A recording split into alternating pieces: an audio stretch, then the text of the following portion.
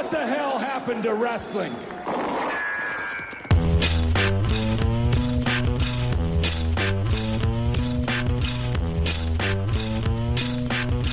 Outlaws. I don't go no street, no smacking with a beat goes whacking and a sound I'm checking into a hotel. I'll stroll no more outlaws in town. They ran their clan. Hello, friends. It's episode 77 of the Middle-Aged Outlaws podcast. Today we'll be discussing TNA's Bound for Glory 2009. You may have been expecting a different episode because we might have talked about doing something else. But here we are. We're still on our Bound for Glory path, our journey. And I do believe that we may no longer be bound for glory. Maybe we're bound for mediocrity by this point. Adam, how you doing? Yeah, a lot better now, thanks. Had a little bit of a bug, an infection the last couple of weeks, but I'm getting there. I'm still awake at this time of night, which is progress. It's impressive. Are you back on your feet? Because you had a chest infection, then you were a little bit better, and now you're back off again. You're off again. So I'm feeling a lot better. I think it's just one of those where, you know, like, you ever get these, they seem really reluctant to give out antibiotics, and then you give you quite a short course, and then you think you're okay, and then just a few days later you start feeling rubbish again. But I'm more confident this time that I'm properly over it. Good. You look well. Thanks. Here's a question for you. Have you watched any WrestleMania this weekend?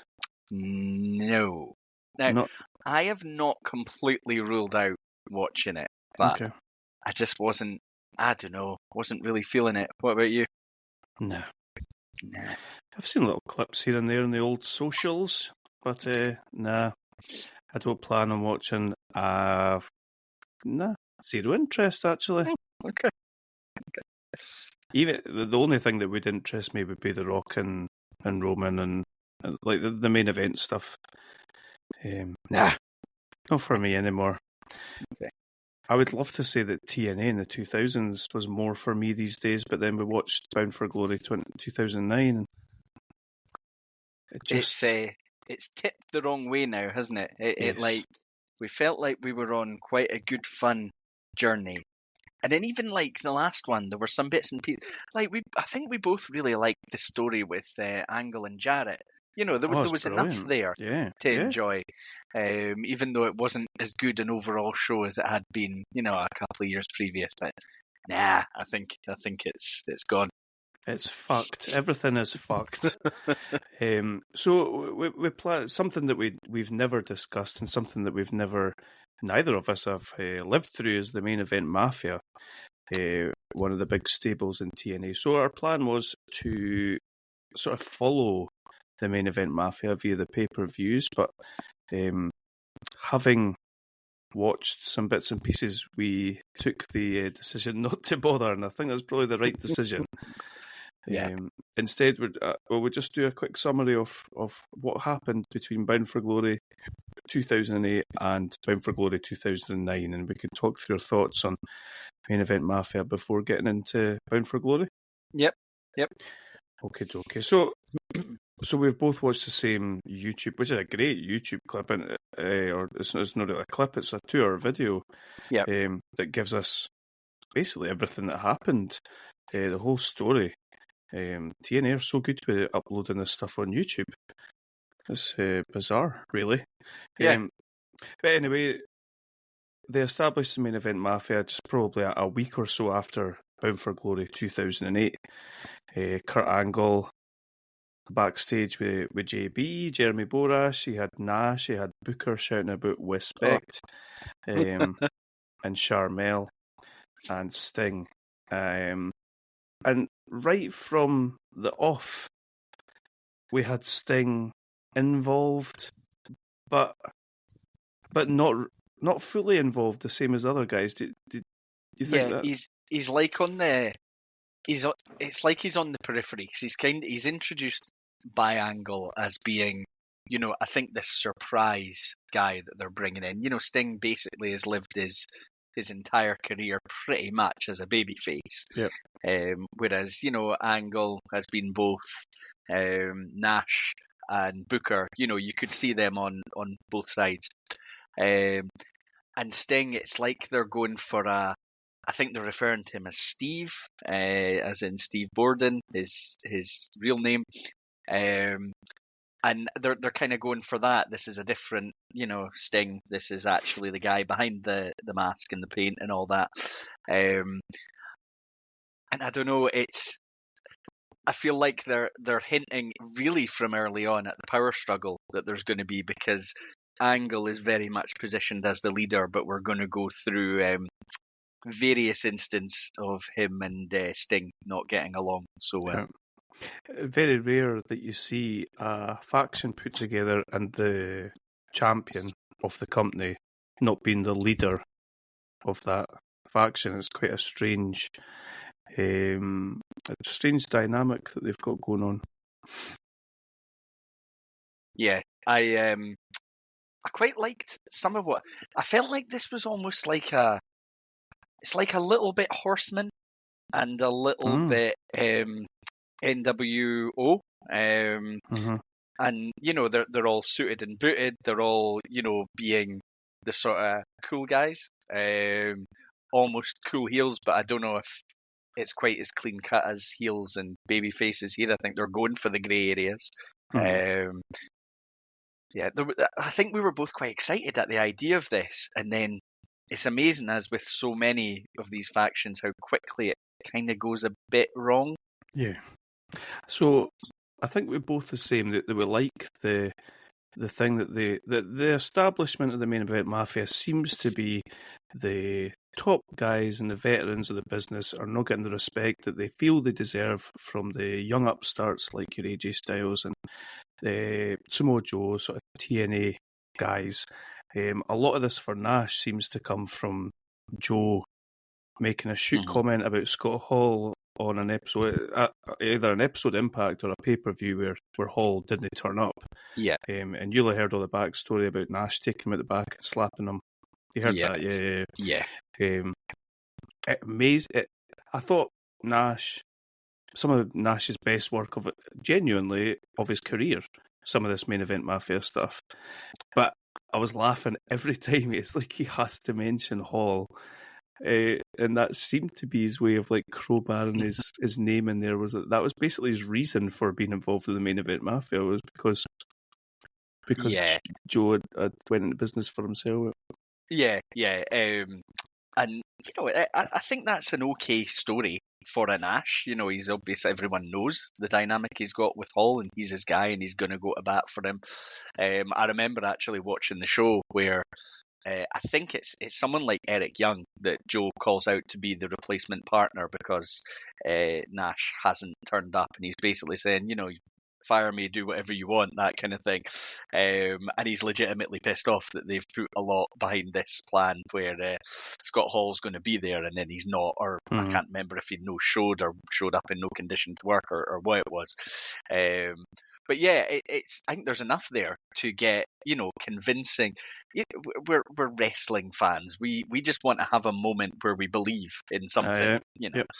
And I think that gave you enough. And I agree with you. I think having seen Nash in some of the positions he's been in recently, where he's been, the comic relief for this broken man who's holding Angle's bag and stuff like that, I don't know, this suited him better.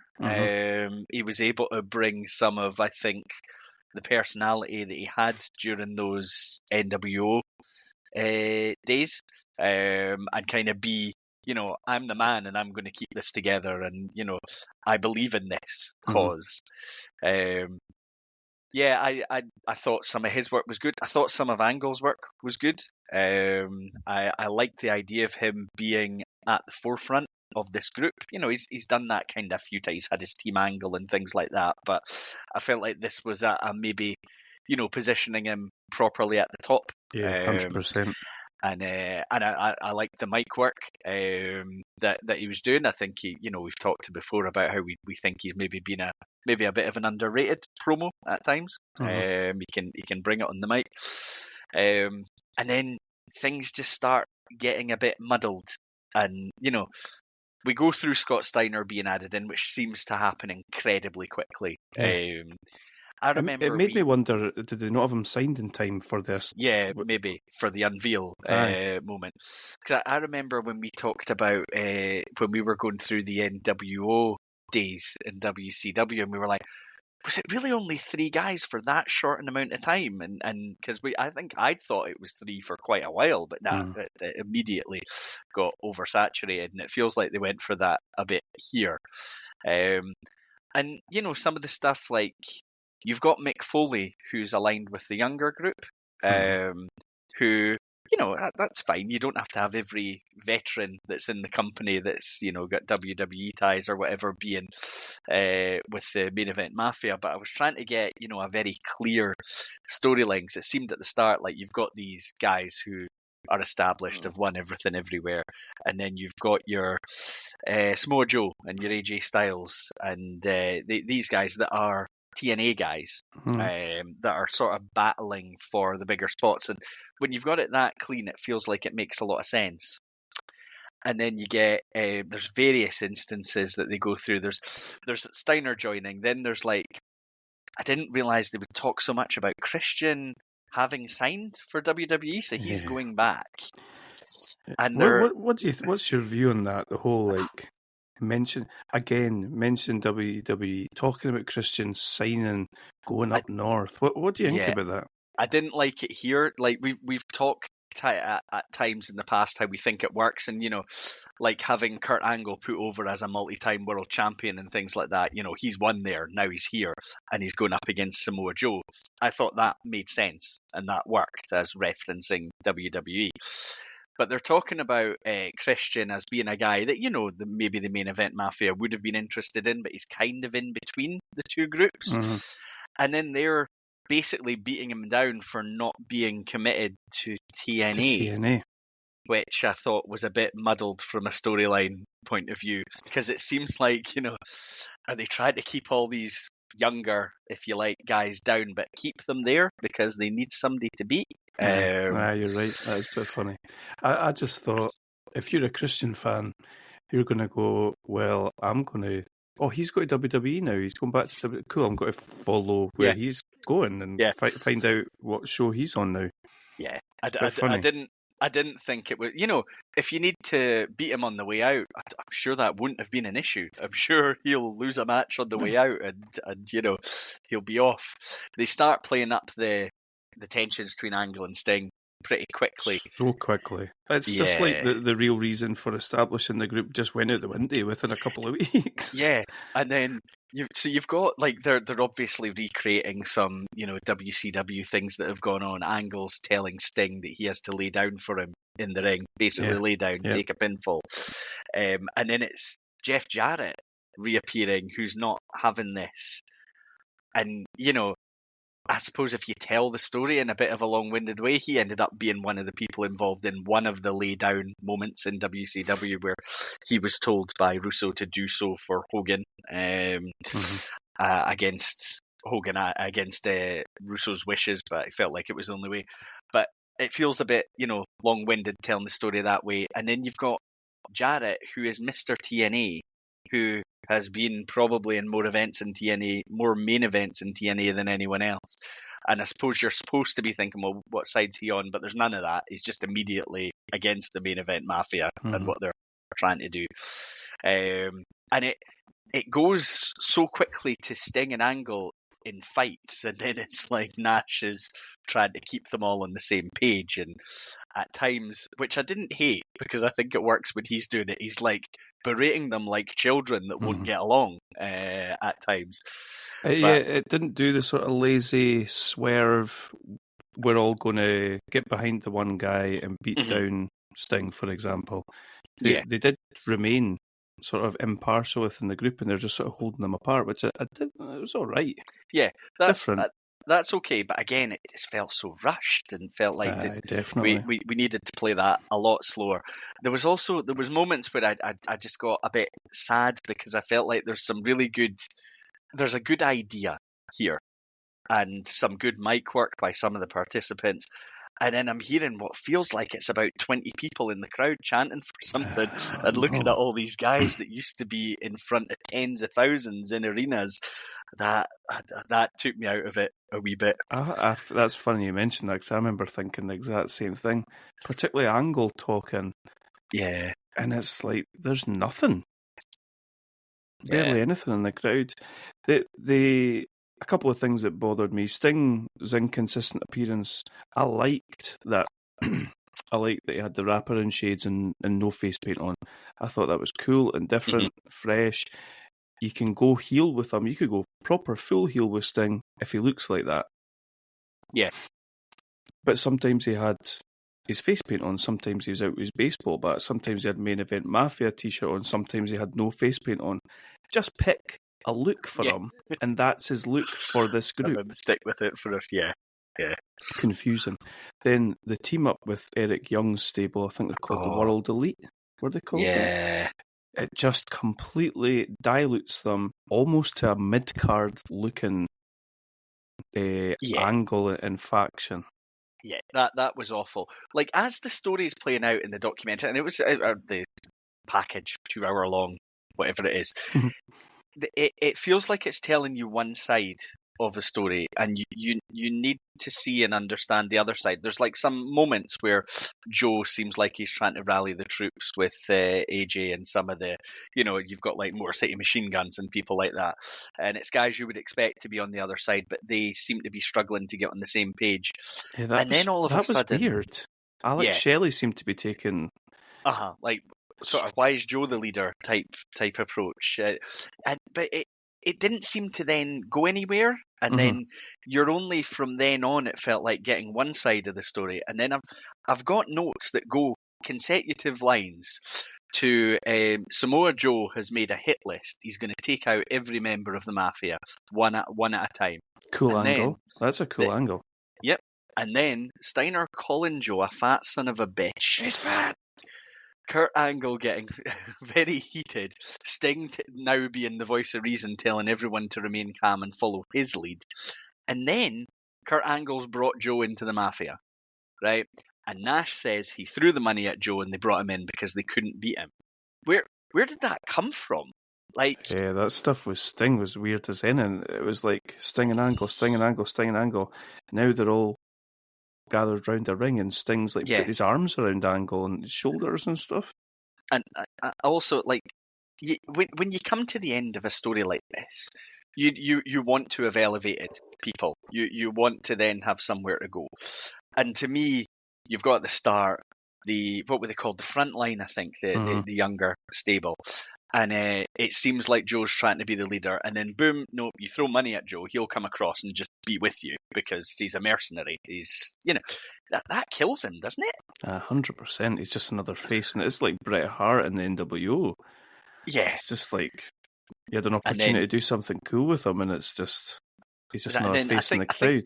I think the story's supposed to be then, they've brought in Angle, felt like they needed more numbers, so they've brought in this World Elite group, but they're all like, it's like led by Eric Young, who's doing a pretty, sort of B-rate sort of version of Kurt Angle in this role. He's the leader, and he's not convincing in the role. And it's also, you're looking at the guys being like, well, who are these guys? I don't recognize who a bunch of them are. And then that ends up kind of being the undoing of the Mafia because this World Elite end up turning on them. It's kind of like, it's like putting the Job Squad with like the, what did you call them? The Helmsley, McMahon Helmsley or something like that, and them like Blue Meanie cutting promos on Triple H sort of thing. Yeah. Like, I think maybe, looking at it, it sounded like it lasted about a year, I think. Yep. And then Kurt Angle comes out and basically talks about, it being over. And I just feel like there was... Who came out of it in the end better off than they went into it? Nah. I think maybe... I liked some of the work that Booker T seemed to be doing. Yeah, although his accent disappeared very, suddenly towards the end. Christian even said something about it, didn't he? He's like, "What's this supposed African accent you've got or something?" I like the Legends title. I think that's a cool idea. I think the Legends title looked maybe one of the best looking belts I've ever seen. Absolutely beautiful. But I totally agree with you. I didn't really see anybody. If anything, that tag team, the British Invasion, looked like they were on the par with the other tag teams that are on this pay-per-view. Yeah. But apart from that, nah. Even Angle looks... Like I said to you, Angle went from being this Godfather character to like a shadow of himself physically, and he was acting like a chicken shit heel as well. Yeah, he was. There were some moments of Angles that I liked. Like there was a moment where Angle thought that they'd got the Dudleys in with them and brought them on side, and he's standing in the ring really smug as Bubba's talking about, you know, how they had a choice and they had to make it, and Angle stood behind them, massive grin on his face as he's like, yeah, I got the Dudleys. And then when the Dudleys turn and start attacking them, Angle's facial selling of what's happened is brilliant. It's comedy genius. But yeah, I think we both noticed the sort of deterioration physically of Angle as well through the sort of course of the year, because it's running you through it pretty quickly as it's going, even though it's 2 hours. So you're seeing, you know, the sort of transformation from the start of that year to the end of it. I think he would have been going through his divorce at that time and maybe some personal stuff. But it was quite like when you see him at the end, he's so slim, like really slim. His shoulders and neck are... I'm sure if you saw him in person, he'd be huge. Yeah. But from what you're used to seeing, he just looked so small. Mm-hmm. It reminded me of the Invasion. Like a great, quite a cool idea that it immediately seemed like, oh shit, they don't really have an idea for this. They don't really have any sort of plan for this. The Dudley stuff was early on, and that was cool. But then the Sting Angle stuff seemed to derail it, and then it got worse with the World Elite. What about that episode where it just looked like there were people brawling all over the arena and the backstage and all that? It just looked awful. It's just like, no, this is just a mess. Totally, 100%. Yeah. So that probably takes us quite nicely into the pay-per-view, because I think Angle cuts that promo maybe like the night after this pay-per-view or something like that, where it's basically the end of it. So let's go into this fucking mess of a pay-per-view, shall we? I don't know if I was extra harsh on it, but I hated it. I think I tuned out quite a lot of these matches, so you might need to lift up some of the chat about it, because my favourite part of this whole pay-per-view was Zakk Wylde playing the national anthem. So we're in California. We've got 2,500 attendance. We had 4,000 last year, so you know, not great. We've got a god-awful song played here called... I don't know what the song's called. It's by a band called Dead by Sunrise, which is apparently side project Chester Bennington, and it sounded... It just sounded like 2009, I suppose, didn't it? Our opening package talking all about AJ Styles, TNA title match. We're getting a lot of, is this Sting's last match? Yeah, it didn't, like, we've talked, I think, glowingly about some of the video package. It didn't grab me, this one, the same way as some of the others. Yeah. We got a little bit about Abyss and Mick Foley's rivalry, and we'll get a bit more of that later on, but I just kind of rolled my eyes at that a little bit. Did you? I wasn't, like, it just wasn't something I had any real interest in seeing. And it's like, you know, I think Mick Foley is who he is. He's a legend in the business. I felt like it was maybe an obvious move, but I didn't really feel like I was getting anything out of it. It's almost too obvious in a match to make. Yeah. I felt. Like I said, we got Zakk Wylde playing the national anthem. Absolutely brilliant. Loved that. We've got Mike Tenay and the human suplex machine himself, Taz, on commentary. Taz, I was wondering, although we find out later where my boy Don West was. Yeah. I take nothing away from Don West and Mike Tenay. I think they've been a really good pairing, but I thought Taz added something to this pay-per-view. He's pretty good on commentary, Taz. does he do that in AEW now? Aye. Yeah. Because I remember he was on WWE commentary quite a long time, actually. Yeah, You know, he was. guys often don't last all that long, like as the sort of colour guy. But yeah, he lasted a while. He's got quite a good voice, and I think he's pretty good at helping, fill in the blanks of the stories as well. He sort of pops up with these sort of daft wee jokes every now and again that are just like feel like off the cuff and the sort of thing that you'd hear someone say naturally rather than being lines or whatever. Yeah, always like. You're not really watching just now, but I always wonder ever since Vince, well, I assume now for real, went away, if the commentators are better, if they've got a bit more freedom, they can actually speak rather than have somebody yelling every single word into a headset. Yeah, I'm sure they must do. Okay. First match, as always, with our Bound for Glory, is a multi-man match. We've got our X Division Championship match. It's an Ultimate X match. I was devastated we didn't get the big red teapot this year. Instead, it's like I say, the Ultimate X match. So we've got the belt hanging from the X above the ring ropes hanging above the ring. And we have got Alex Shelley, Chris Sabin, Suicide, who I believe is Frankie Kazarian under that mask. Oh, is it? Okay. Homicide, Christopher Daniels, no Curryman this year, and the champion Amazing Red, who's accompanied by Don West. This match was certainly something. What did you think of this opening match? Spotfest the match.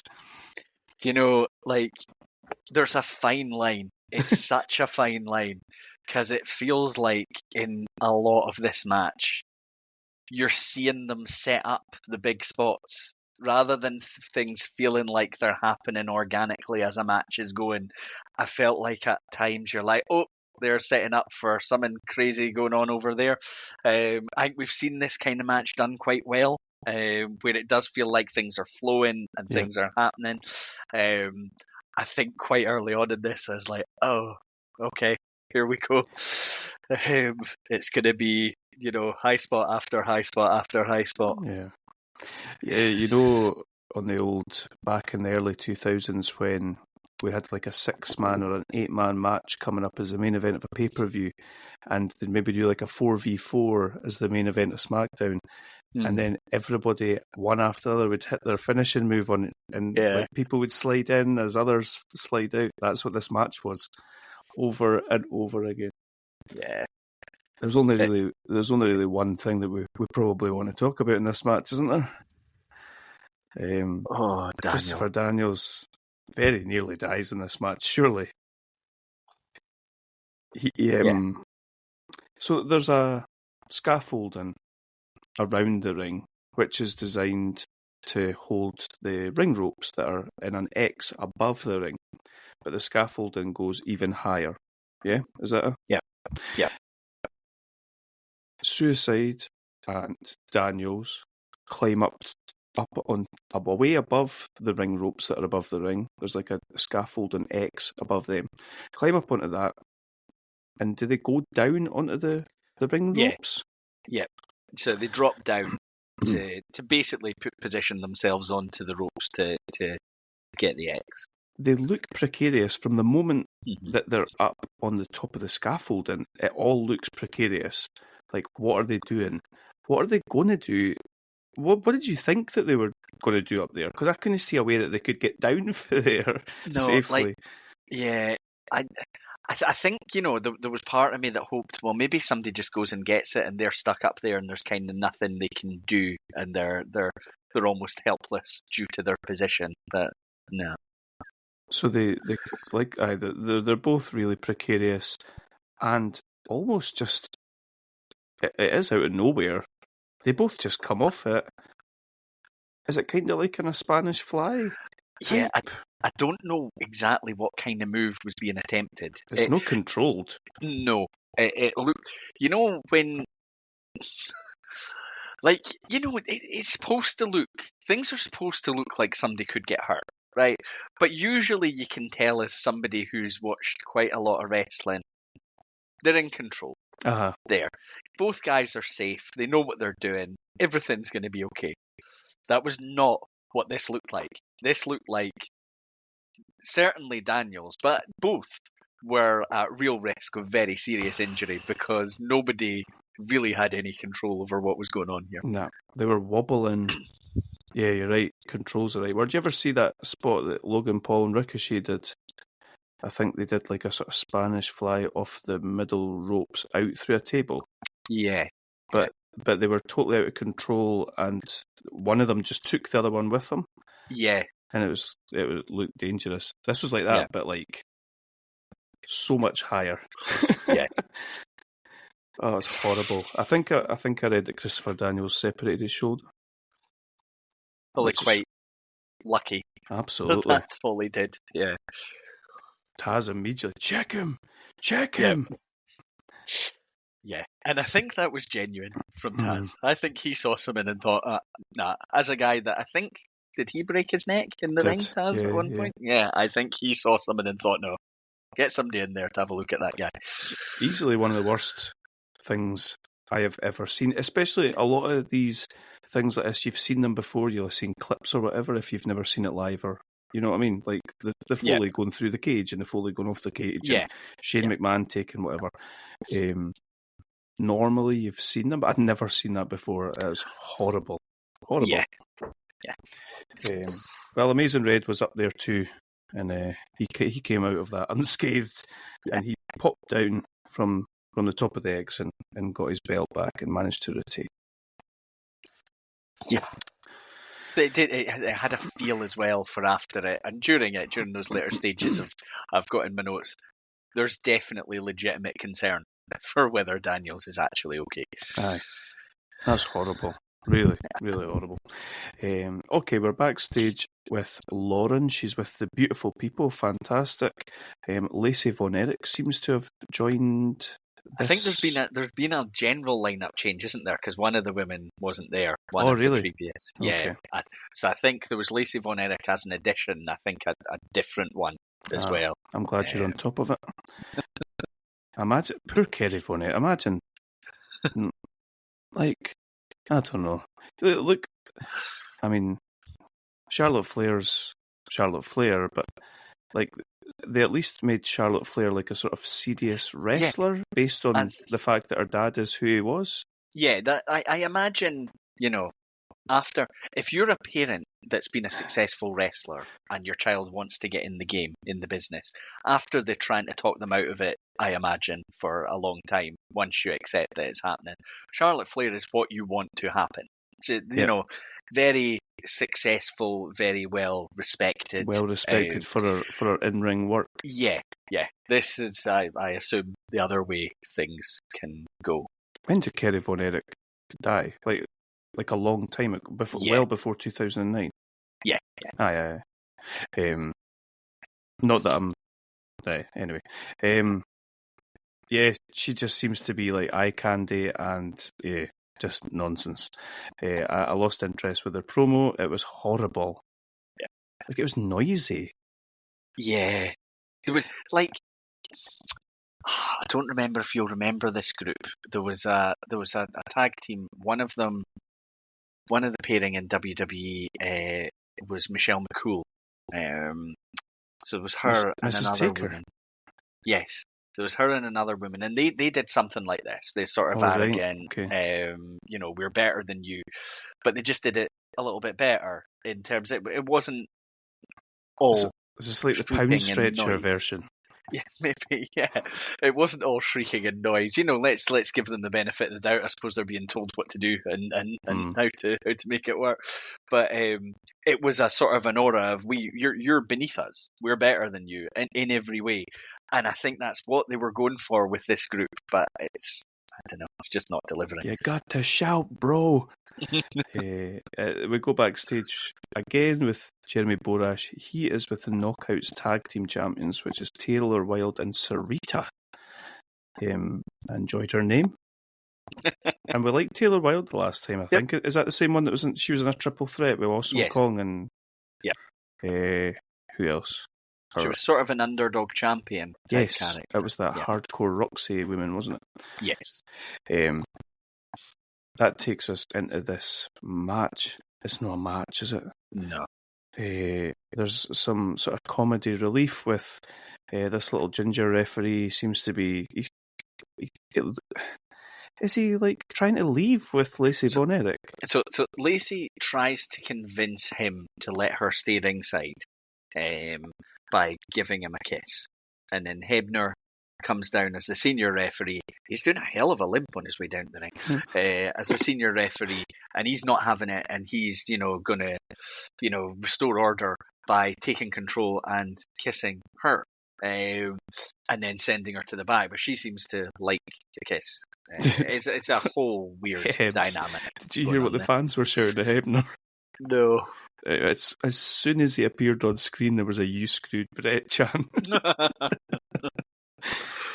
Taz and TNA were dialing up the Jerry King Lawler perviness here. Yeah, it was getting a bit out of hand. It was one of them. Like I think sometimes when I'm watching stuff, I lose track of what year we're in, and I was like, oh, and to me that was longer ago than 2009. And I suppose it probably was with Lawler and the likes, but it's a little bit like jarring to hear it in 2009. I'm looking at it's 15 years ago, but it seems like that was longer. When that was just accepted, that seemed longer ago. For some reason, Taz being like that sort of makes you chuckle, but TNA doing it makes your skin crawl. Yeah. It's maybe an age thing. There's a finish here with a drop kick into a German suplex, and Taz bursts out laughing at the missile drop click. It looked brutal. It looked the poor woman that took it pretty hard. But Wilde and Sarita retain, and not much more to be said about that, unfortunately. Yeah. Then we get a video package for the Legends title match, which looks like it was supposed to be not a Legends title match. Instead, it was going to be Eric Young and our boy Hernandez, who has split from Homicide and seems to be pushed almost in a sort of lone wolf type gimmick. I guess the World Elite were trying to recruit him. Yeah, so Eric Young had tried to bring him in to the World Elite and been knocked back. He didn't want any part of being in any group. And Eric Young felt disrespected and slighted. So he was going to have an alliance with Nash to team together in this triple threat and see off Hernandez, with the caveat being that Nash would keep his Legends title as part of the agreement. And then Nash, as ever, living the gimmick, talks about how much he's getting paid from Eric Young for doing this. 60 grand, is it? Yeah. It's at this point that I've got my notes that Mike Tenay's got an absolute cheek. He says, whilst we're on a roll, let's have another championship match. Yeah, this hadn't been a good start, Mike. Come on. So we've got a three-way dance: Eric Young, Hernandez, and Kevin Nash for Nash's Legends belt. What do you think? So I liked some of the Hernandez stuff. I mean, we've liked him in LAX as part of the team. He's ridiculously strong looking, big guy, dominant, agile with it. And I suppose putting him in a situation where it's 2-on-1 and it right from the off, they don't disguise it. There's no swerve or anything. Every time he makes a comeback, he's doing some impressive stuff. He's kind of ragdolling Eric Young every now and then. And I like to think they maybe thought about making something of Hernandez. I'm not sure it's ever going to be quite as good as that original LAX, but I didn't mind some of that stuff. They're telling a story as well, and I think the first time Eric Young he plays it as instinctively. He goes for a cover on Hernandez, and Nash is like, just reminding him of the situation here. It's kind of played for laughs in that situation. Get some big power stuff from Hernandez. I think there's a massive power bomb on Eric Young, and a suicide dive over the top as well, again showing his agility. it's silly, but it was not my most hated thing on the card. Yeah, same. There's a story. At least there's a story going into it. The story continues, and you get the 2v1. The finish is just really silly. Yeah. So Nash goes to jackknife Hernandez. Eric Young is kind of helping Nash to put Hernandez's head between Nash's legs, but instead rams his head into Nash's breadbasket. Yeah. And then Young dives on Nash, doesn't he? He dives on Nash. Shoulders definitely aren't down, the way he covers him. The ref's counted, but he's at an angle. The shoulders are nowhere near being down. And Young wins the Legends title. I wonder if there's any sort of stipulation around the Legends title. Did you hear them say you had to be in TNA for 5 years or something like that? No, am I making that up in my head? Nash can't have been in TNA for 5 years. Well, he maybe has, because he's been doing all kinds of... He spent what seemed like several years just mocking the X Division, and then, he was Angle's lackey for a bit, and... he might have been. He's been getting a payday for a while. Yeah, he was on that very first pay. Him and Hall were on that very first pay-per-view in 2004. Yeah. So, yeah. I might be making that up, though. Backstage, this has been... Eric Young screwing over Nash looks like it's been the catalyst for a blow-up between the World Elite, Beer Money, and the Main Event Mafia. Beer Money are not in the World Elite, right? No, I don't think they are. Yeah. On their own. It certainly looked like World Elite and Main Event Mafia people were going at each other. They've so in the backstage before this, it seems like where everyone's at, because this is we're about to go into Full Metal Mayhem for 2 tag team titles. So it's TNA and is it IWGP? Is that what? Yeah. And it seems like there's teams backstage during a segment sort of making an agreement, strategizing. That because this is basically 2 titles hung above a ring, what all the teams need to do is make a pact to get rid of the Dudleys or Team 3D, because they have experience of this kind of match. So you've got, it seems like it's the British Invasion kind of leading or trying to lead this cooperation with the Main Event Mafia pairing, Booker and Steiner and Beer Money, that they're all going to get rid of Team 3D and then just go for the titles between them. I don't know, it's because I've seen him on SmackDown, but I really like the way that Nick Aldis has got something about him, I think. Yeah. He kind of comes across as a star. Like, here, he's been in the company, he's, I think, been kicking around a wee bit. He's very much been an indie guy for a lot of his career. But there's like a stature to him for a guy that hasn't been established long term, if you know what I mean.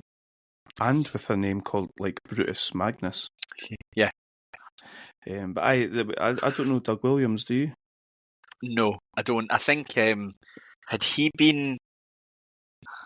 No, it was Petey Williams that was in the Team Canada thing, wasn't it? The master of the Canadian Destroyer. It's one of those names, Doug Williams, that I kind of recognise the name, but I don't really know where from. Yeah. Anyway, I just thought I'd mention that Full Metal Mayhem is TLC. I wondered if this was going to be in a cage or something like that, but no, it's just TLC with a different name. So we've got Booker T and Scott Steiner representing the Main Event Mafia. Are they champions, defending champions? Yes. You've got Beer Money there, you've got the British Invasion, and we've got Team 3D. Who brings IWGP? Is it the British Invasion? I think so. They bring the IWGP tag team titles to this match as well. And it's quite odd the way... So we talked about this X scaffolding structure. The belts are just sort of clipped on these really high up. Yeah, it's very high. Because it's noticeable quite early on. Somebody brings out a ladder, and it's not going to get them anywhere near. I can't think who it is, but it's just like a ladder that's maybe about... 7 foot or something like that, and it's not going to get close. Yeah, it was one thing I quite enjoyed about this, because you start off and I immediately thought, and I've got it in my notes, I wonder if the teams are going to stick to the agreement they've made. And teams do start going after the Dudleys, but then the British Invasion just start going for ladders to go up and steal the titles in the ring. So you've got 2 different sets, and each set of titles is going to be basically a separate fall. So you can win one without winning both. Yep. So yeah, I think each member of the British Invasion starts climbing a ladder to try and basically steal both the titles right from the off, despite it being their suggestion to go after the Dudleys, which I quite liked, just as a little storyline moment. Dastardly. Yeah. Did Booker T get badly injured in this match? I think he did, because there didn't seem to be like a storyline explanation for ruling him out of the match. And then I think there's a point where is he taken back, and I was thinking he'll reappear, he'll come back out, and I don't think it does happen. I think he did. Yeah, I was thinking he's a legit injury here. A fair play to Scott Steiner. He's half a man pretty much when he's just launching boys about, suplexing them all over the place. Then he takes a bump through a table almost off the top of a ladder as well. Yeah. There's some fucking wild chair shots in this match. I still find like chair shots like these very, very uncomfortable when you see them. Like, I've talked before about the fact, when this was happening in ECW and, in the Attitude Era of WWE, we didn't know the impact chair shots were having. I feel like, we probably still didn't know to this extent in 2009, but I feel like we should have known by that point in time. Same. We get to a point where Devon, is he called Devon? Whatever. Devon Dudley pulls one of the IWGP titles down, and Rhino appears out of nowhere, as he tends to do in a TLC match, and he just goes to town on both members of Dudley's with chairs. Yep. They did mention something about him being in some sort of feud with the Dudleys, but it sort of came out of nowhere, didn't it? Yeah, like I feel like it needed a little bit of better explanation for what we are doing, which is just watching the show and seeing what happens. But yeah, when he first came out, I thought, is he going to help? Is he going to help them get both? You always sort of associate the ECW guys with each other naturally, unless you're told a reason not to. There's a little thing that goes on here that was almost close to rivaling the Christopher Daniels fall. Nick Aldis inexplicably starts to climb 2 ladders with a foot on each ladder, and Beer Money climb up the other side. They try to suplex him off it. It doesn't work, does it? And the way that they all fall together is brutal. Yeah. Not good at all. I got to a point where I thought that they're dragging this match out a bit, like it should be over by now. I don't know if that's just psychologically with a 2 fall type thing, but it got to I feel like it got to a natural end and then it kept going. What did you make of Big Rob when he appeared? I've got my notes here. Some massive guy just launched Robert Roode out the ring and through a table. Yeah, so Big Rob, was he who British? seems to be another British Invasion member, I know no more about him in terms of who he is or anything like that. They refer to him as Big Rob. Right. And he throws Roode through a table on the outside, then helps Doug Williams climb the ladder to get the TNA tag title. I was quite glad British Invasion got one of the titles. I think, like we touched on, so they seem like good characters. It's like they've kind of just swapped belts here, because I'm sure they were the 2 teams that went in with titles, but they've come away with the other titles. Right. It's maybe just giving Dudley's a title they maybe hadn't had before, and maybe having the British Invasion with the TNA tag titles means you can put a little bit of a spotlight on them. Nice. We'll see if they're still here in a year's time when Hogan gets his fingers on the product. Okay, I am going to hold my hands up and say I've got 0 notes for the next match. I apologise. It is a knockouts championship match between ODB, Awesome Kong, and is that Victoria? Yeah, so she's going by Tara here. She was Tara. Victoria in WWE. I've got notes. I can walk through it, but I'll tell you, I'm not going to be able to make sense of everything that goes on here. It's quite all right. Just give us the give us the important parts. So we've seen ODB before. She goes into this as champion.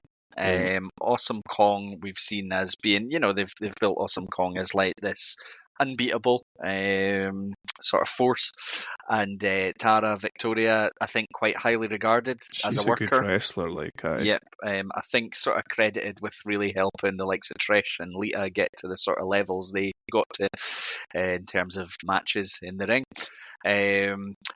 We've got Kong. She's doing her looking unbeatable early on thing, despite losing seemingly pretty regularly. She doesn't seem to be champion, despite the fact she always looks unbeatable. And then we've got Tara, all of a sudden, going for a fan, or seeming to go and have an altercation with a fan, and then she just leaves. And I have absolutely no idea if this just happened legit as we saw it, if there was anything that wasn't explained to us that was supposed to happen here. But she leaves, so we're left with just Kong and ODB in a match with each other. And then I think we get ODB lifting Kong and hitting a Samoan drop, which I thought was quite impressive feat of strength there. And then Tara reappears, again with no real explanation. I don't know if you have any insight or are aware of anything. I don't. No. We get Kong sort of gaining some control. She hits a splash off the top on ODB. Tara, I think, was meant to break it at 2 but didn't make it in time, but it still got broken up as a count. ODB, they seem to then be going for a she won't quit, she won't give up. Is it Raisha? Is that who's with Kong? Yeah. She's like a Mortal Kombat character or something. Yeah. She looks cooler. Yeah. So she slides a chair in that she wants Kong to use, and Kong kicks it back at her, saying, "Don't need it, don't want to use it." Kong lifts up ODB for a powerbomb, and Raisha slides the chair in again, but ODB counters, face plants Kong onto the chair. So ODB then gets the pin to retain, and Raisha looks like she might be in a world of problems now with Kong looking pretty pissed off. Let me see if I get. There's nothing to say who Raisha is, but never mind. Aye, that's right. That's right. That thing with Tara and the fan was really weird. Normally, commentary would be like, I don't know, something to give you to guide the audience to think some sort of way. But Taz is like, oh, what's going on here? Yeah, that's what made me think whatever we saw must have been real and legit having happened, and whether Tara has then thought, you know what, I'm just going to head to the back and either leave or somebody's talked her into staying and going back out or whatever's happened. She would think if it was intended, there would have been some sort of explanation as to what had happened. It's a shame. She's got a really good finishing move, that Tara Victoria, hasn't she? Is it called like a... Oh, I can't remember what it's called, but it's a cool move. I remember always thinking it looks really brutal. Yeah, she's actually... I think she's maybe in the Hall of Fame now. She's sort of under... I was going to say underrated, but I think the people that worked with her fully appreciated the work she did. Was it called the Black Widow or something like that, maybe? That sounds familiar, yeah. Anyway, okie dokie. Oh God, we're backstage with a big old Matt Morgan. He's trying to cut a promo. He says that this match is business and personal. There's all sorts of things for Big Matt. He says for the first time in TNA, Kurt Angle will be the underdog. And I gave that a sceptical look. I got really annoyed that Matt Morgan had a one-on-one pay-per-view match with Kurt Angle. It's annoying, eh? I kept thinking about that that thing about, was it Bret Hart could get a good match at a broomstick sort of thing? I was kind of thinking Kurt's going to have to try and see if he can live up to that. Yeah. Our next match is a submission match, which seems to be being billed as TNA versus MMA, which literally doesn't mean anything. We've got... Go on. Oh, you're telling the fans when you bill it as TNA versus MMA that this isn't real. You're telling them this guy though is legitimately tough and he's coming in, he can really fight, and he's going up against he this does guy. Real fighting. Yeah, and I think Bobby Lashley did have a bit of an MMA career, and I don't think anyone looks at him and thinks he's anything other than an absolute badass. But why are you putting it in people's heads? Why don't you just say this is a match between two badasses and let's just let them go? Exactly.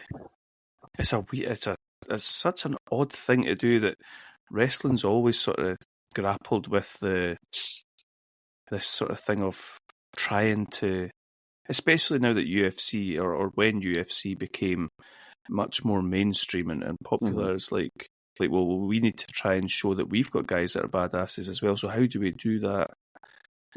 It's like it's compensating for something that doesn't just embrace being wrestling. Yeah. But Lashley lacks in personality, doesn't he? So I suppose it's kind of like a way of giving him something. But I think you can do it without saying it. You can just say he's a guy that does his talking in the ring. He's and I think he's kind of always been that guy, isn't he? He's maybe done well with mouthpieces at times and with a group of people around him at times and things like that. I don't think you need him to talk, really. I just always think, and this maybe sounds absolutely ridiculous, but I always think he's got such a sort of soft, nice-looking face. Like, stick a beard on him or something. He just doesn't. He doesn't look like he would harm you. Then you see the rest of him, and he's an absolute wrecking machine. But he just kind of looks. I think I do know what you mean there. Yeah, gentle giant almost. Yeah. If I saw both guys stand together, I'd be like that guy with the tribal face paint on has got to wreck this lovely nice guy that looks like he does like origami or something. I love Samoa Joe. Don't mind Lashley. I like my MMA. I hate supposed shoot wrestling matches.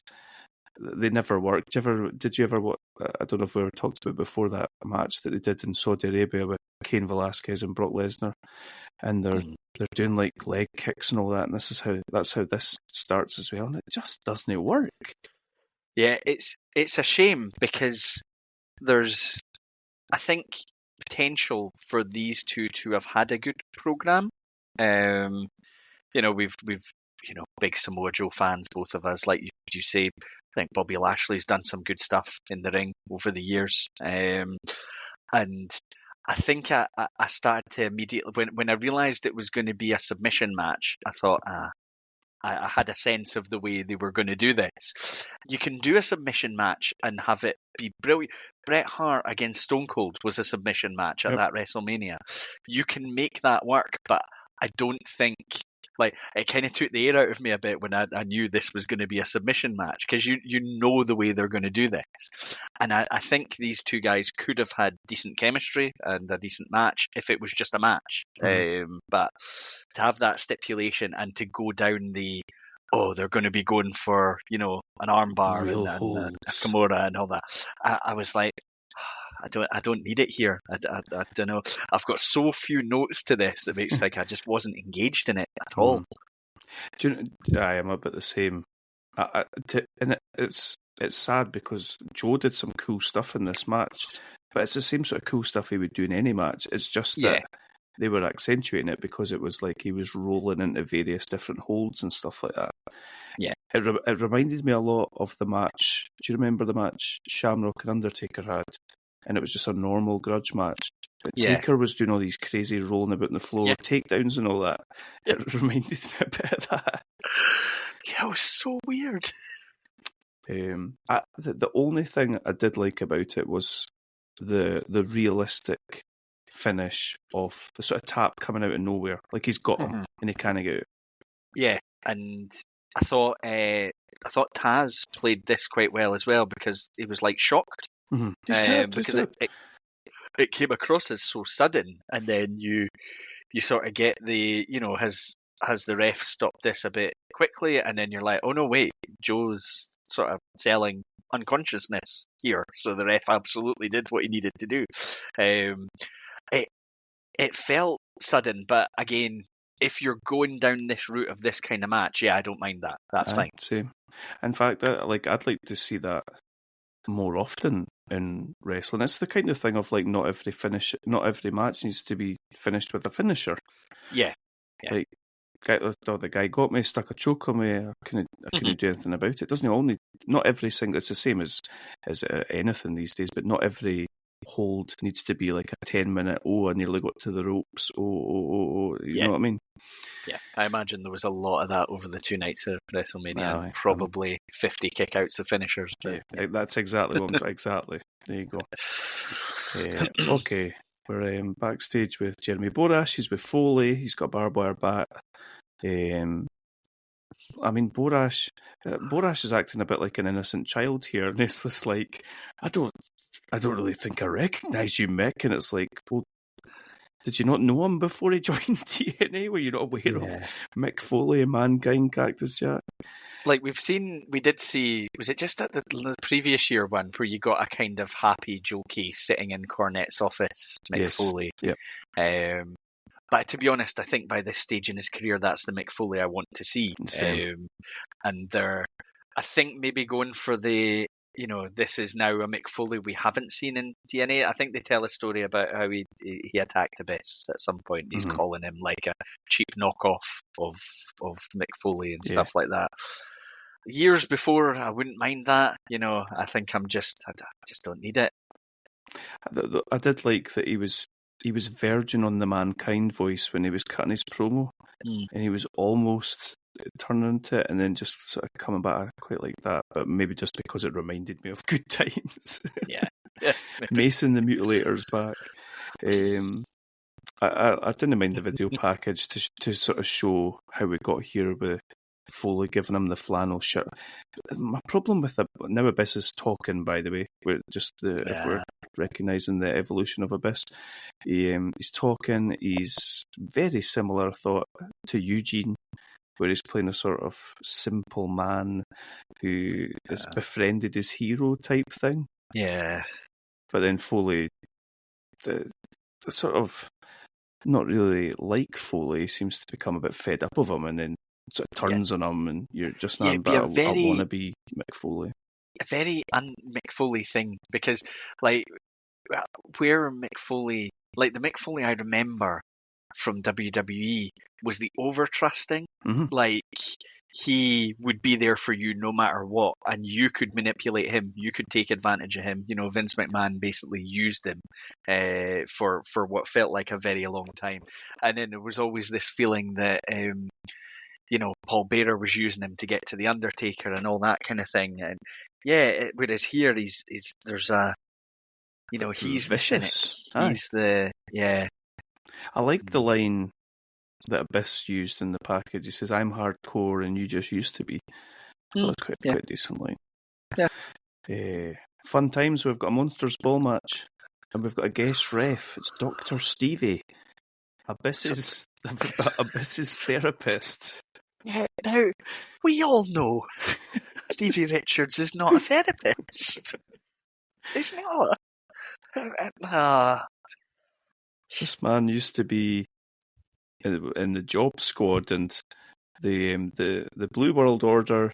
He was a leader of the what were they called again? The Right to Censor. Right to Censor. Now he's got into therapy, so good for him. He got quite a walk on him, as old Dr. Stevie. We're still not mentioning that the Monsters Ball stipulations like the 24 hours in a dark room thing anymore. I think that's been chucked out since 2005. Monsters Ball just essentially seems to be let's go hardcore, and that's it. Yeah. Did you feel that Foley could barely walk sometimes? I felt like he was pretty beat up. He didn't seem like he was in great shape going into this. and you probably know this better than me. Did I see something saying that he's wanting to take a death match before he? Yeah, so the story, recently said this. Yeah, I listened to his podcast for a while when he was doing that, and he's wanting to, I think, like properly completely retire, like basically have no more involvement, I think, in wrestling and walk away, because he's ended his podcast, but he apparently he's the kind of guy that maybe needs motivation, and he's trying to motivate himself to get in better shape, lose weight, get a bit healthier and all that. And he feels like if he had a one more match goal, that would motivate him to get in shape. But there was because he did his podcast with Conrad Thompson, and he was speaking on another podcast about Foley's decision and what he's talking about and all that, because I think maybe if he did one last match, it'd be with Conrad Thompson. Oh, of course it would be, aye. To sort it all out. Dollar signs flashing in his fat eyes. Oh, yeah. But by the sounds, I don't know how convinced Conrad is that it'll actually happen. I think he sees a guy trying to motivate himself to get in better shape. I see. Okay. So Foley, in line with this sort of new vicious personality of his, he jump starts things. For some inexplicable reason, he starts climbing the scaffolding, which is part of the entrance set. Abyss follows him, gets punched off by Foley and lands probably in mattresses and things like that. Foley launches himself off the stage onto Abyss with a barbed wire baseball bat, as you do. We are to assume that Abyss is done and dusted, and Taz says, "So what's going on here? Is the match over?" and all this sort of stuff. And Abyss horror movie style emerges from through the ramp, which is relatively cool. Yeah, very sort of Michael Myers type thing. We very quickly get into barbed wire boards and trash, absolutely brutal trash can headshots by Abyss onto Foley, and just the tacks are out. It's just what you expect, really, isn't it? I knew I wasn't going to like this. I'm just so past this kind of thing in my wrestling fandom. But there's some things I just don't get. Right. It's so clear, and they've never hidden it, and the announcers are talking about it right from the start, that Stevie Richards is aligned with Foley here, and he wants Foley to beat Abyss. Uh-huh. He wants Abyss to be put through pain, and he wants him to beat him. And the referee is getting involved at times physically. You know, he's helping Mick Foley. He's doing all sorts. But the one thing he refuses to do is a fast count. So, like, he's helping Mick Foley destroy Abyss, but integrity really matters when it comes to the speed of the pin. And I started thinking to myself, well, maybe, he feels like Abyss hasn't been through enough. He hasn't, put him through enough damage yet, so he needs the match to keep going. But then why is he even making the pin? And why is he looking frustrated when Abyss kicks out at 2? Like, Oh my God, you're verging into Cornette territory here. That's brilliant. He's obviously been to Mongo McMichael's school of refereeing.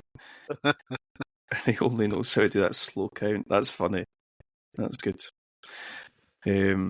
Poor Daphne comes out. Is she there to help Foley as well?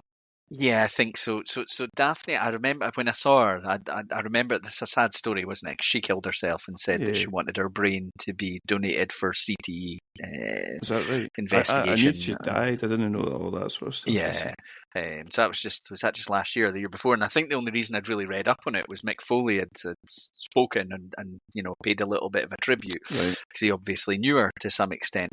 And she comes out and she takes a bit of a bump, and I'm looking because I think she hits her head in the bump as well. Oh, she gets choke slammed by Abyss from the ring out over the ropes and through one of these barbed wire boards. Absolutely brutal. And sort of knowing what later, what she does in the end, it just made me sad. The whole thing, seeing that. Sounds like a ridiculous thing to say, but the thing that took me out of this match is that Foley at one point has a taser and hits Abyss with it, and Abyss just like naturally kicks out at 2. Yeah. Like he's been tased. Yeah. They're designed to like knock you down and take you down. Yeah. Like, why is Abyss no champion of the company if he's kicking out a taser? It was a bit like that Mike Awesome match from that ECW One Night Stand. God, yeah.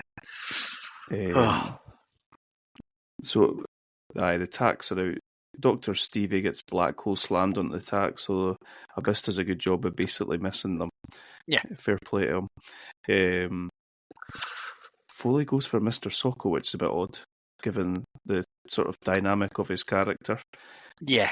But that felt quite muddled because you know, if you're being hardcore Mick Foley and you're maybe trying to appeal to what was an ECW audience here comes Mr. Socko. Yeah. I like he's got the Cactus Jack boots on. But he goes for Mr. Socko, but Abyss drop toe holds him onto the barbed wire. There's lots of barbed wire, lots of hair getting caught in barbed wire. Yeah. Not a fan. Foley gets choke slammed onto the barbed wire board, and Abyss grabs Stevie Richards' hand and makes him count to 3. And the last line in my notes pretty much sums it up. Fucking garbage. So I've got Abyss drags Dr. Stevie across, uses his hand to count to 3, so Abyss wins, but we all lose. Brilliant. Okay, backstage with Borash, he's with Kurt Angle. I am terrified of the look in his eyes, Adam. What is that? Is that like painkillers, drugs, alcohol? What is that? Yeah, It looks really weird. Yeah, I know, like, cause I've listened to a lot of, Kurt Angle doing his podcast where he's frighteningly open and talking about the issues he had. He has, I think, always said, he would never go into the ring in the match totally off his face because he would worry about what that could do to an opponent. But that he, I think, was out of it for a lot of this period of time. That's sad, eh? Yeah. Yeah. He looks away with it, but I wonder if we just think that because we know bits and pieces. Maybe. Yeah, but I think the other thing that maybe doesn't, he's given how open he is about talking about self-medicating and stuff like that. We're also talking about a guy that is in a hell of a lot of physical pain, and is losing track, I think, of the amount of pain pills he's taking at times. But also a guy that's taken a lot of head knocks that I don't think have ever been properly dealt with.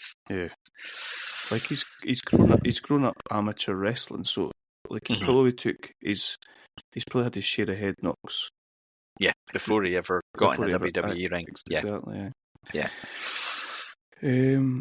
So he is calling Matt Morgan a disrespectful punk, and he's going to take care of him.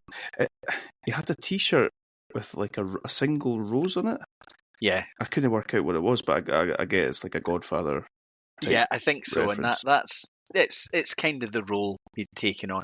I've got in my notes as well. It's the first time, and you've touched on it here as well.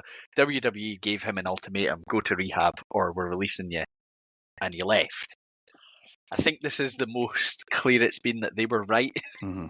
They I think, and when he talks about it now, he has zero doubt about who was right, and he wasn't looking after himself and taking care of himself. But you can see it that something's not right with him. Definitely, even just the not shaving his head. Yeah, it just makes him look older and sort of I don't know, shriveled. Yeah. Yeah. Like he's kind of just not taking care of himself anymore. Aye. The best thing that I can say about this match, Kurt Angle versus Matt Morgan, is that Angle goes to extreme lengths to try and make Matt Morgan. Oh, he really did try, yeah. And so did the announcers. I feel like Angle's tied himself in knots trying to get him over, and he's done. Like if this match didn't get Morgan over, then nothing else. It's just not never. Yeah. It's just not going to happen. Like he's got him kicking out of angle slams. He's selling for him so much. He's got him, getting out of the ankle lock and stuff like that. To the extent it was really annoying me because I'm fine with Samoa Joe doing that. But then the more people do it, I feel like it takes away from what happened before. Yeah, 100%. Right at the very start, Morgan's just launching him about the place. basically all over. So he does a sort of thing where he picks him up by the back of his head like a choke, like a reverse choke slam, and slams his head right down on the turnbuckle. Yeah, that's unbelievable. I was noticing quite a few things, and again, I'm sure Angle is doing his best to put Matt Morgan over here, where Morgan's occasionally countering Angle offensive moves, and maybe we've been spoiled with Joe. I think we got a very good match with Jarrett and Angle. I think, we've also been spoiled of, Benoit and people like that over the years working with Angle. But some of I always felt like what Angle did better than anyone else was make things look smooth but real. Like, that is what I think would happen in that situation. But it looked good. It looked good.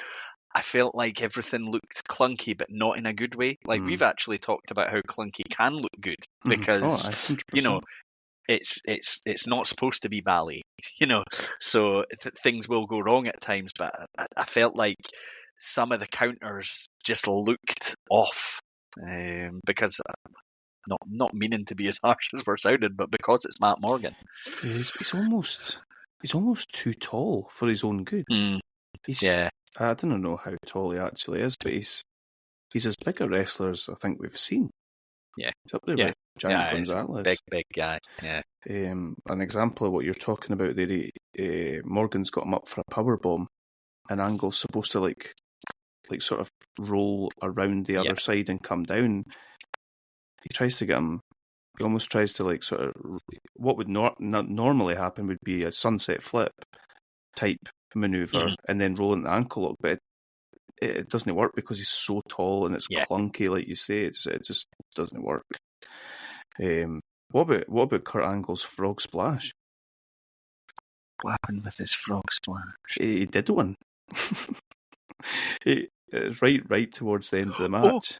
And actually, hit it. Aye. Yeah. I thought he was going to go for his 450 again. He's going to just land. It feels so rare to watch Angle go up to the top and just have him actually execute the move that I think was intended to be done. I'll be honest, I didn't mind the finish. We got WrestleMania 10 victory roll finish. Yep.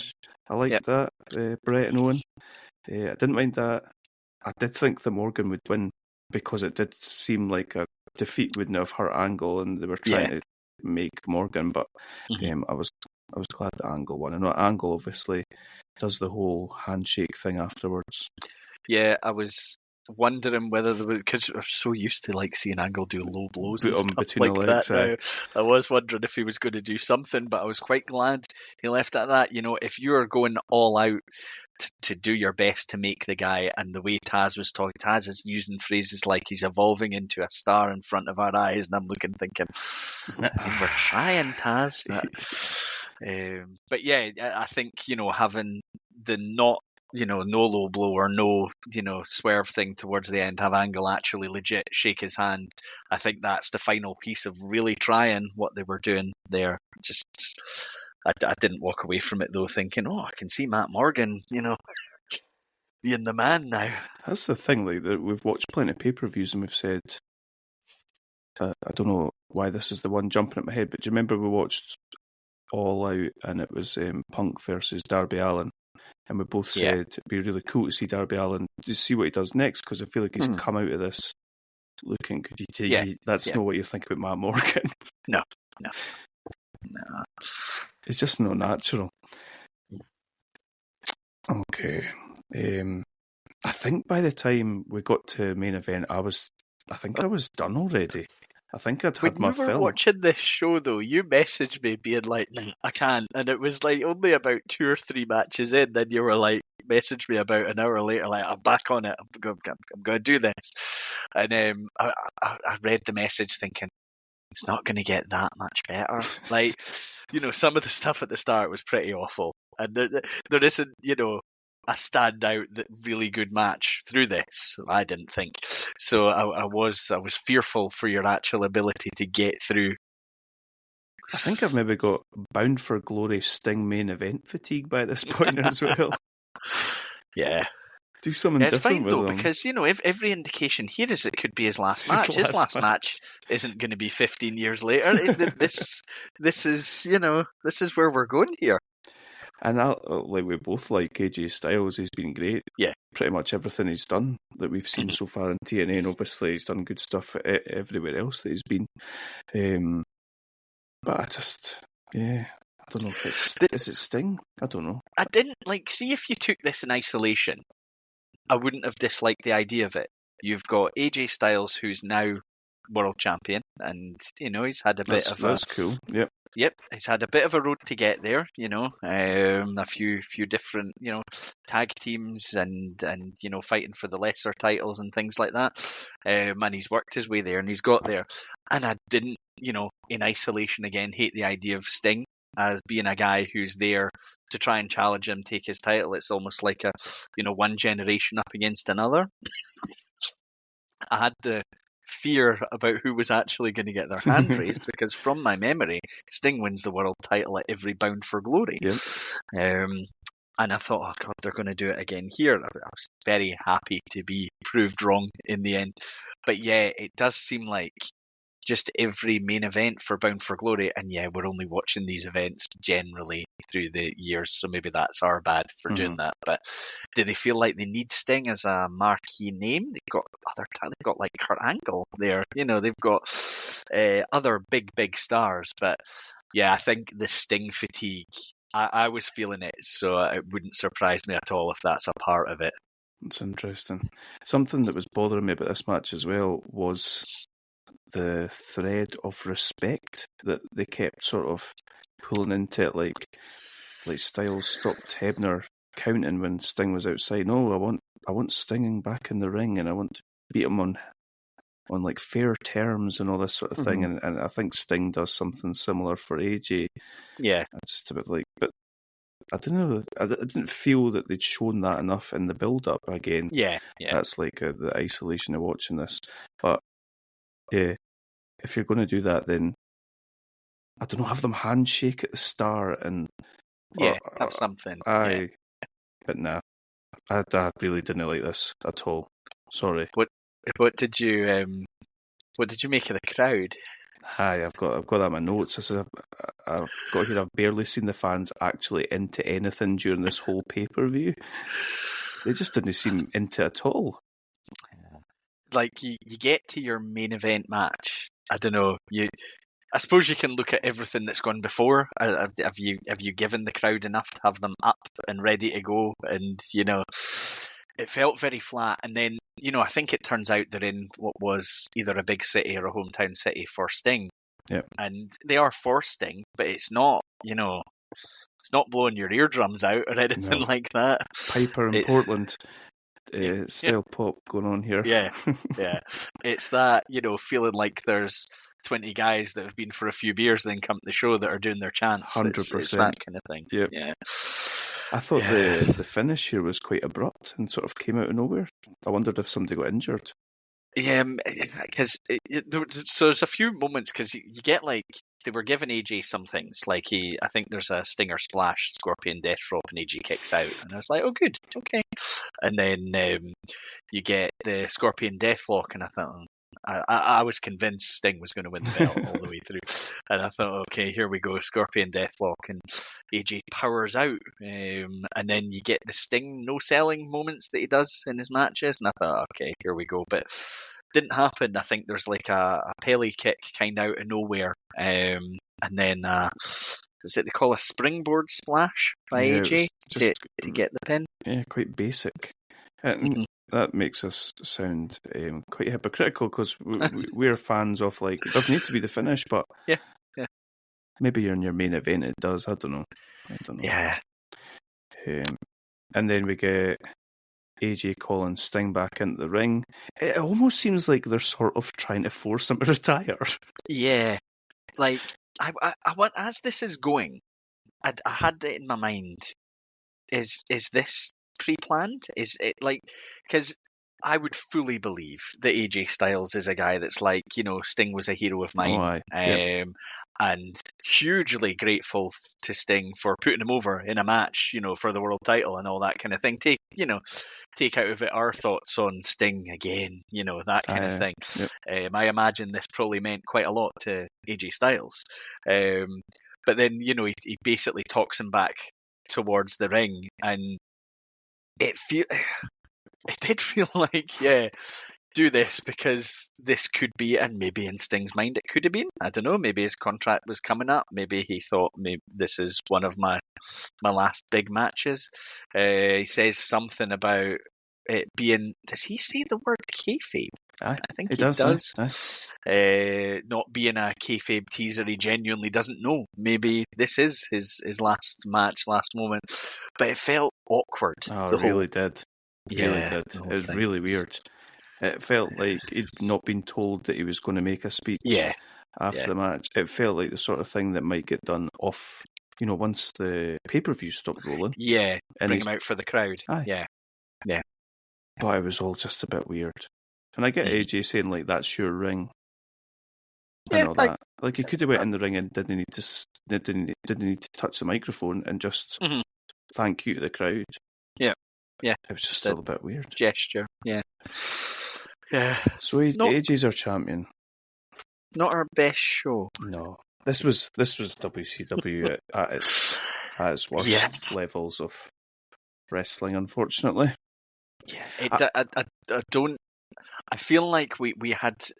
It does feel like too good. I feel like you're going to. It's been on a bit of a gradual downward curve, because although we enjoyed Kurt and Jeff Jarrett at the last event, I don't know that there was a whole lot more on that. That was good. I don't think the rest of the show was great.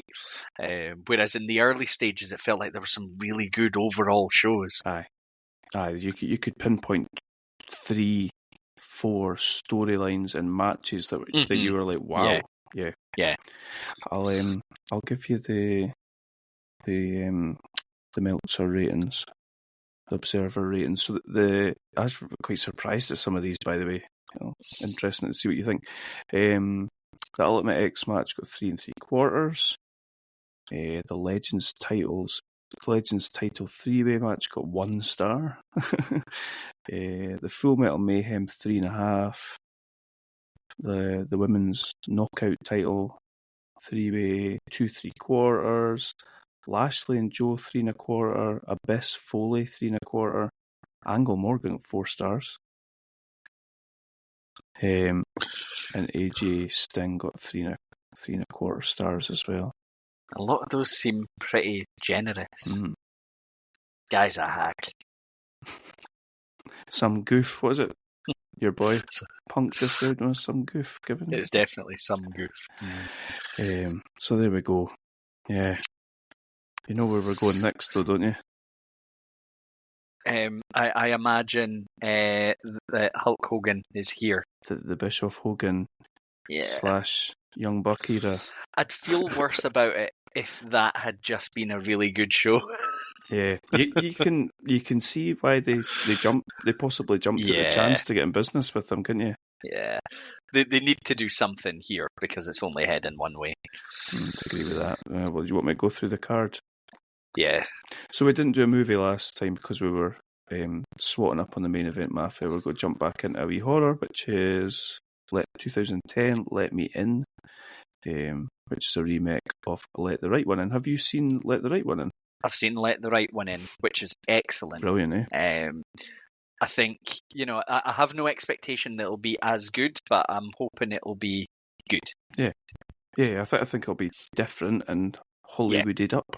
I like the sort of cold, I don't know how else to describe it apart from cold, but the sort of no thrills, none fancy. It's a horrible film. Really. It's really, really good. Yeah, that'll be fun. Yeah. Okay. You're never going to believe where this 2010 pay-per-view is. Daytona Beach, Florida. Oh. Okay. TNA and Taz on the call. Wait, I can't see Hogan on the card. Anyway. Okay. TNA World Tag Team Titles. The Motor City Machine Guns versus Generation Me, Jeremy and Max Buck. Oh, that's the Bucks. Yeah, okay. TNA Women's Knockout Title 4-way, special referee Mickie James. Yes. Angelina Love, the champion, versus Tara versus Velvet Sky versus Madison Rayne. Tag team match. Ay caramba. Eric Young and Orlando Jordan versus Inc. Inc. Incorporated, which is Jesse Neal. Oh, is it like tattoo ink? Ink. Get some ink. Yep. Okay. And Shannon Moore. That little MFer. The X Division title is back with Jay Lethal, and he is defending it against Doug Williams. Okay. Monsters, fuck's sake. Monsters Ball match, RVD versus Abyss. Okay. A 3-on-2 handicap match, Jeff Jarrett and Samoa Joe versus D'Angelo De Niro, Kevin Nash, and Sting. Right. D'Angelo De Niro is Elijah Burke. Okay. So that sounds like that'll be a master class. Oh dear. A lethal lockdown match. Do you know what that is? No. Wait, have we had one of those? Nah, I don't think so. No. So it looks like it's two stables. So Fortune, which is made up of AJ Styles, James Storm, Kazarian, Matt Morgan, and Robert Roode, with Ric Flair, versus EV 2.0, Raven, Rhino, Sabu, Stevie Richards, and Tommy Dreamer, with Mick Foley. So I guess that's some sort of extreme. Okay. Interested to see whether it's like what were those matches called? The WCW. In a cage. Chamber of Horrors, no? It's hopefully there's no electric chair. Or like, remember that match that Sting and them had, and there was like Tarzan ropes in the cage and all that. Oh yeah, maybe it'll be like that. That'd be good. And the TNA World Heavyweight Title for the vacant TNA World Heavyweight Title 3-way match: Kurt Angle versus Jeff Hardy versus Mr. Anderson. Okay. Anderson. Okay. No Hogan. So he's there, but he's not a participant. I assume he's there. Could it? I wonder when he. I'm going to have to look that up. When he joined TNA. I'm just imagining, if he is there, there'll be him and Bischoff in 20 backstage segments through the show. Snogging. Remember when he was kissing Stephanie McMahon? I don't know why that immediately jumps to him, snogging. What's her face? What's her name? Dixie Carter. Oh. Hulkamania, let the battle begin. TNA 2009. Yeah, 2009. December 2009. Hogan announced on the Ultimate Fighting Championships that he would make his official TNA debut on January 4th, 2010. He's there. He is there. He's there. He'll be an on-screen presence somewhere, I'm sure. Just not in a match. Hogan returned to TNA in March 2011, declaring himself the new owner of TNA, having won a court battle against Dixie Carter. Actually, okay. I wonder if Nick Hogan ends up wrestling in TNA. It seems like a sort of daft thing that would happen. Nick Hogan versus David Flair for the TNA World Heavyweight Title. Book it, bro. Yeah, can't wait. Okay. Remember the podcast episodes where I thought, what was his name again? What was his nephew called? Horace. I thought Horace was his son. Those are good tames, and you ripped me for it. God. Good times. You like Mr. Kennedy. You were a fan of him. I liked him. I more remember his mic work on the intro than anything he did in the ring. I think Angle was quite a big fan. Although, to be fair, if you ever listen to Angle's podcast, he doesn't really put people down. He's very giving in praise of most people. But he had him on as a guest once and was talking about how he enjoyed working with him. What about Jeff Hardy? Has he ever talked about him? Yeah, he loved Jeff Hardy. Really? Yeah, I think, I think probably would, wince at the way Jeff Hardy worked at times, but if it's only himself he's doing that kind of damage to, I don't think Angle would have any issue with it. Yeah, fair play. There's some bits and pieces here that I'm quite looking forward. I'll be honest, I don't mind RVD versus Abyss. That sounds alright. Do you think RVD would have been right up there? Like Angle versus RVD, surely money. Yeah, like it surprises me that RVD's there and in that spot. Like, obviously, Abyss is a big star as a TNA guy, but you wouldn't see an RVD out of place in that triple threat title match. Yeah, that'll be interesting. And then we're only doing up to 2012, so we've only got a few left. Maybe something will really pleasantly surprise us. Maybe that's the best. That's often the best way, isn't it? Yeah. Good to be optimistic. Okay, we should try. We'll talk about it in a couple of weeks' time. Until then, it'll be interesting to hear if you watch any WrestleMania matches. I'm sure you can talk to us about it. I'll let you know in 2 weeks' time. Are you aware of any of the matches that you'd maybe be interested in watching? So I hadn't really studied the card, and I